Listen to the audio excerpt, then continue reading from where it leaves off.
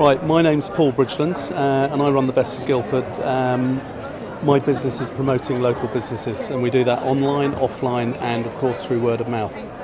Well, I mean, put simply, it is the only big exhibition that Guildford has, and obviously it's an opportunity for local businesses to put themselves in front of as many other local businesses in one place, on one day, at one time. We've got a good old mixture here. I mean, we've got some big car dealers like Mercedes and BMW. We've got a lot of the big venues like the De Vere, the Radisson, G Live. We've also got small businesses, designers. We had a bespoke tailoring company.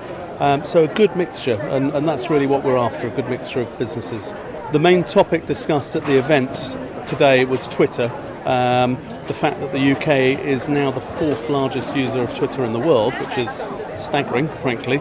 And we also have 12 million Twitter users. So the message to everyone is, if you're not on Twitter or using Twitter, then for God's sakes get involved, because your competitors are already there and business is being done on Twitter. It is the new way. Another thing that was discussed in the seminars at lunchtime was the fact that we do all suffer failures, but the guide to growing a business is to keep going. Churchill actually said the key to success is to endure failure after failure without losing optimism.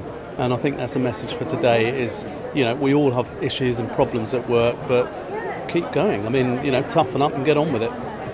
Well, footfall is up significantly this year, which we anticipated because we have put a lot of effort and weight behind promoting it. One of the things we did today was we sent two young ladies into town with leaflets, and they went from the top to the bottom of the high street, and they picked up quite a lot of business people who had either forgotten that the exhibition was on or didn't realise, and I know that a reasonable proportion of those came up to the show.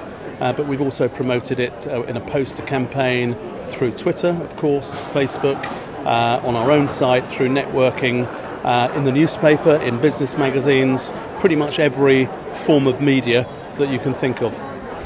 The plan for next year, I suppose fairly obviously, is bigger and better. We are on a roll.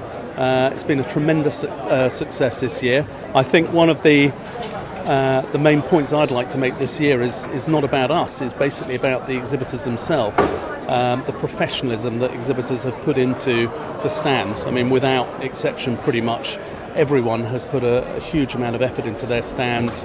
They've obviously invested money, and it shows. I mean, it's a very professional looking exhibition, and I know that a lot of the visitors will come back next year because of that. And finally, how and where do people sign up? What's the easiest way for them to rebook for next year? Well, the bookings are open. We start promoting it tomorrow.